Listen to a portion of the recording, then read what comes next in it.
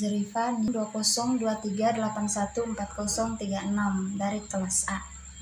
Saya akan mempresentasikan materi tentang nanoteknologi.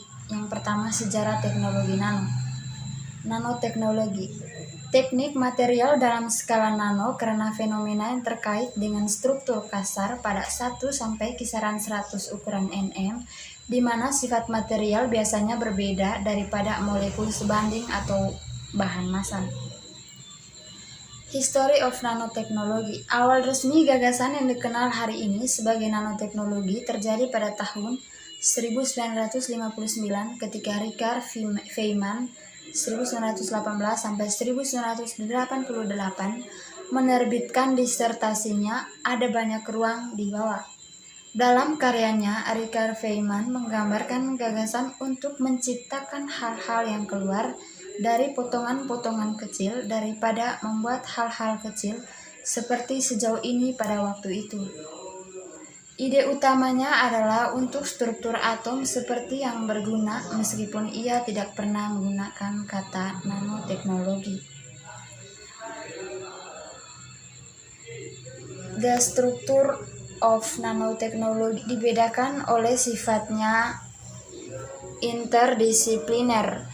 Oleh karena itu, nanoteknologi harus dilihat sebagai salah satu teknologi masa yang paling penting. Pasif struktur nano 2000 sampai 2005. Selama produk periode pertama akan mengambil keuntungan dari sifat pasif nanomaterial termasuk nanotube dan nanolayers. Sebagai contoh, titanium dioksida sering digunakan dalam tabir surya karena menyerap dan mencerminkan sinar ultraviolet. Ketika dipecah menjadi nanopartikel, menjadi transparan untuk cahaya, tampak menghilangkan penampilan krim putih yang terkait dengan tabir surya tradisional. Produk mengambil keuntungan dari properti yang unik dari suatu material ketika dibuat pada sabun skala nano. Namun dalam setiap kasus, nanomaterial sendiri tetap statis setelah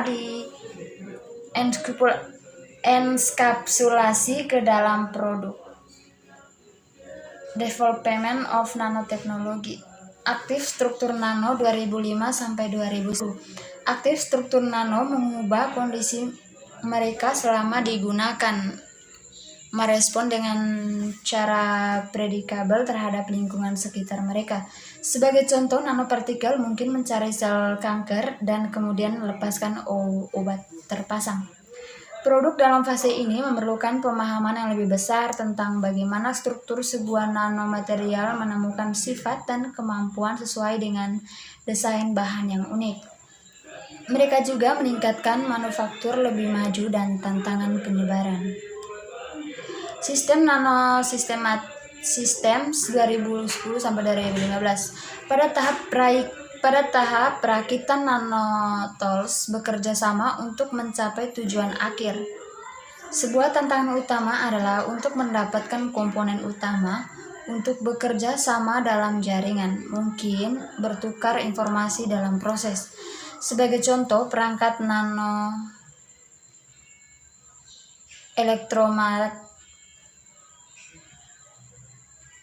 elektromekanikal kecil bisa mencari sel kanker dan mematikan kapsulitas reproduksi mereka.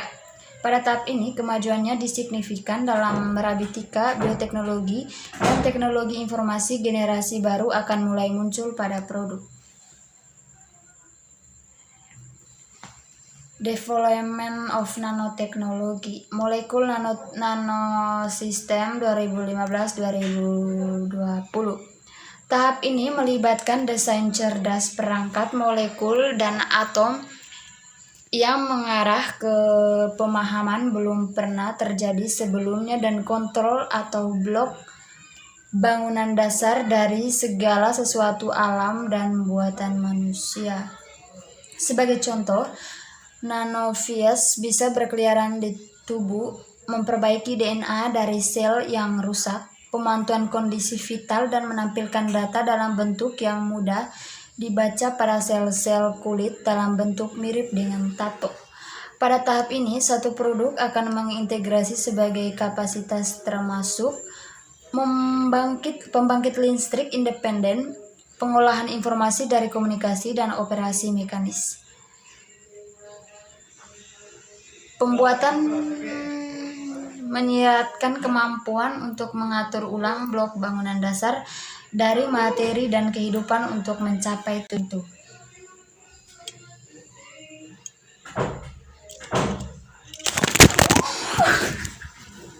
Baik, bukan lain orangnya. Mereka,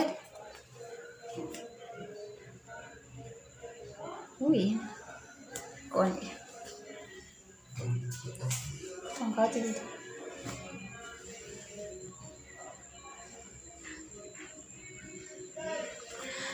Bagian yang kedua adalah pengantar teknologi nano. Pendahuluan. Nano merupakan suatu basis ukuran dalam suatu per 1 miliar. Terminologi. Nanoscience. Ilmu yang mempelajari fenomena material pada skala nano. Nanoteknologi aplikasi dari nanoscience. Definisi teknologi nano. Teknologi yang melibatkan desain, karakterisasi produk, serta aplikasi struktur atau bahan, alat, atau sistem pada skala nano. Pengertian nanopartikel adalah partikel yang berukuran kurang dari 100 nanometer atau nm.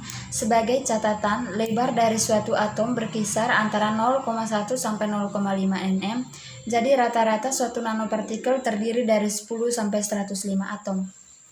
Jenis-jenis nano.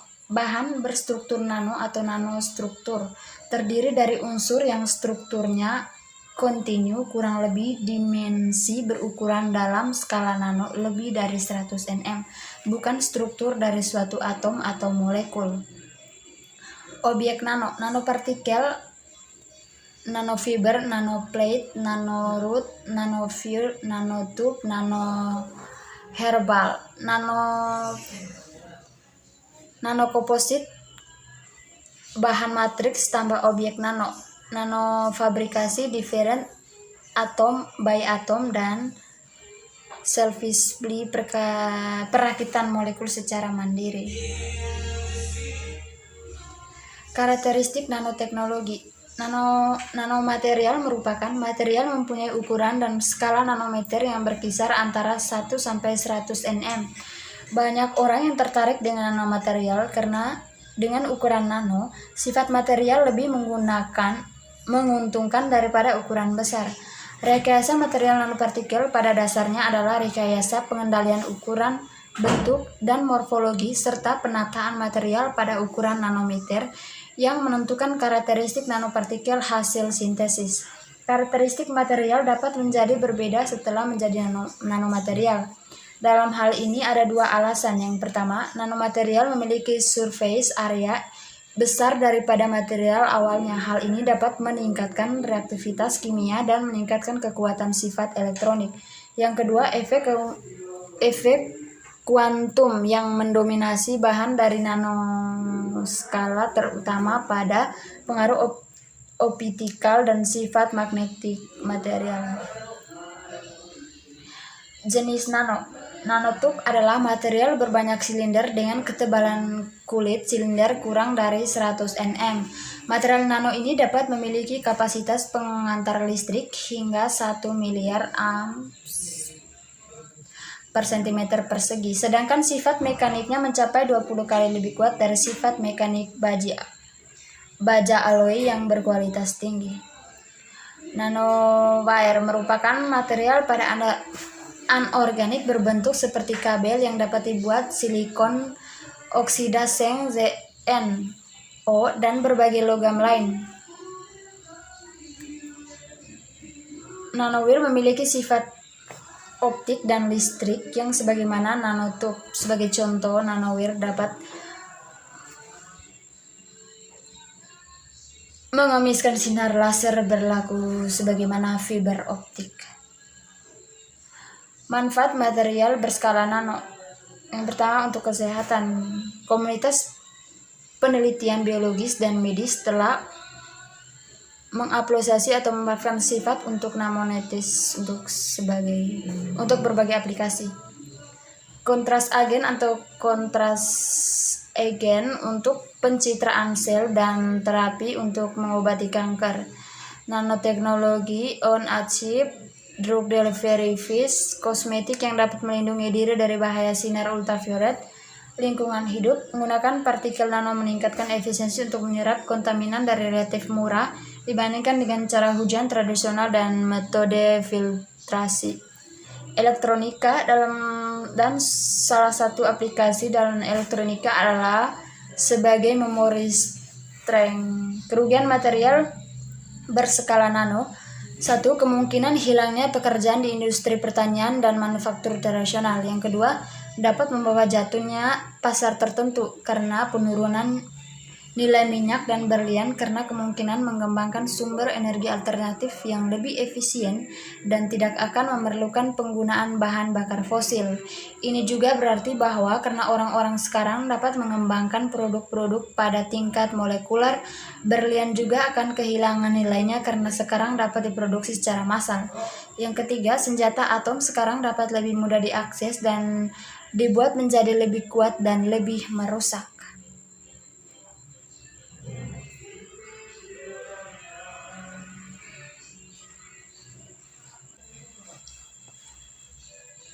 Yang ketiga, teknik dan metode pembuatan nanopartikel.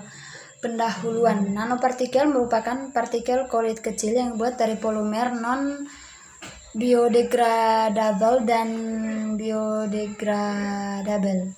Diameternya umumnya sekitar 200 nm.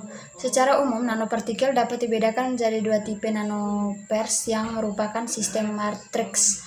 Nanopartikel dapat mencapai target jaringan beberapa obat, antibiotik, sitostatik, peptida, dan protein. Selain itu, nanopartikel dapat melindungi obat terhadap degradasi kimia dan enzimatik serta dapat menurunkan efek samping beberapa obat. Nanopartikel dapat menunjukkan sifat adhesi yang kuat. Nanopartikel, substansi, dan pengendapan. Karena ukuran nanopartikel yang kecil, maka cukup mudah untuk menjaga partikel tersebut tersubstansi dalam cairan. Mikropartikel akan lebih mudah mengendap karena gaya gravitasi di mana gaya gravitasi lebih kecil ditemukan pada suatu nanopartikel. Untuk nanopartikel, gaya gravitasinya tidak dapat digerakkan randomnya. Oleh karena itu, substansi partikel tidak mengendap yang akan memberikan nanoemulsi. Nanoemulsi merupakan dispensi minyak dan air yang transparan stabil secara termodinamika yang distabilkan oleh suatu lapisan antara permukaan molekul surfaktan dan kosurfaktan yang mempunyai ukuran droplet. Kosurfaktan yang mempunyai ukuran droplet kurang dari 100 nm. Beberapa studi menunjukkan bahwa formulasi nanoemulsi. Berikut adalah teknik pembuatan nanopartikel.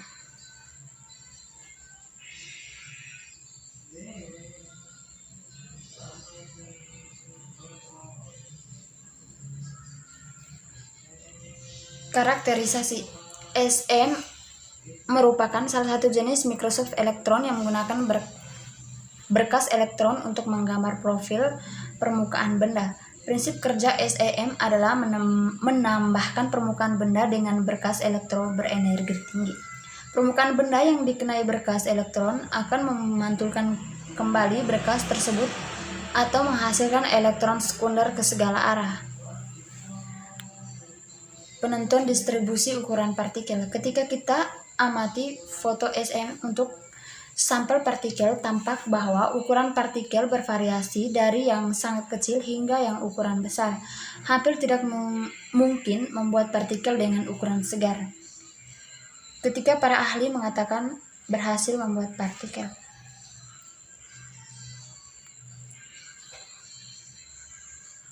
Penentuan distribusi ukuran partikel. Secara umum, ukuran partikel yang kita buat hampir dipastikan polidispersi. Ketika berhadapan dengan partikel demikian, pernyataan menarik selanjutnya adalah bagaimana distribusi ukuran, berapa ukuran rata-rata, berapa deviasi standarnya, bagaimana distribusi berapa partikel yang ukurannya antara satu nilai di antara ke nilai diameter lainnya. Informasi ini sangat penting karena ketika ukuran berada dalam orden nanopartikel, sifat partikel sangat ditentukan.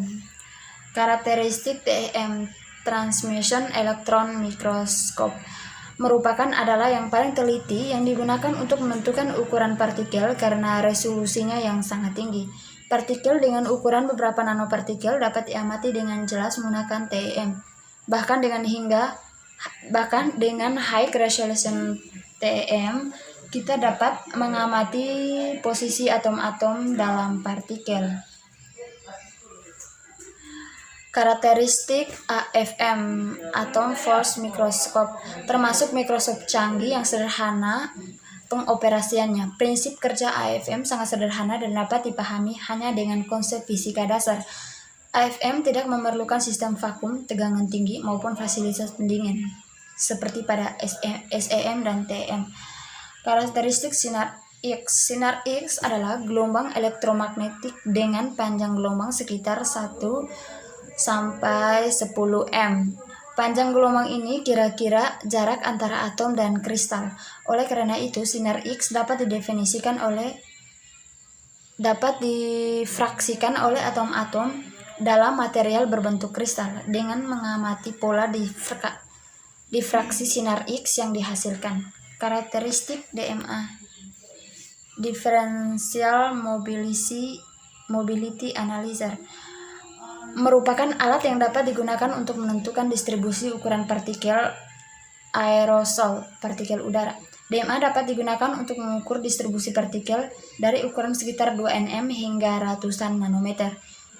Prinsip kerja DMA adalah memberi muatan pada partikel aerosol, kemudian memasukkan ke dalam ruang yang mengandung medan listrik. Partikel kemudian mendapat gaya listrik akibat adanya. Karakterisasi DMA. Kedua gaya tersebut pada akhirnya mencapai keseimbangan dari partikel selanjutnya bergerak dengan kecepatan konstan dalam arah sejajar medan. Besar kecepatan terminal partikel tergantung pada mobilitas partikel tersebut. DMA membedakan partikel berdasarkan mobilitasnya. Jika semua partikel memiliki muatan yang sama, maka mobilitas menentukan ukuran partikel. Dengan demikian, pada akhirnya kita dapat memperhatikan gambar yang telah dicantumkan pada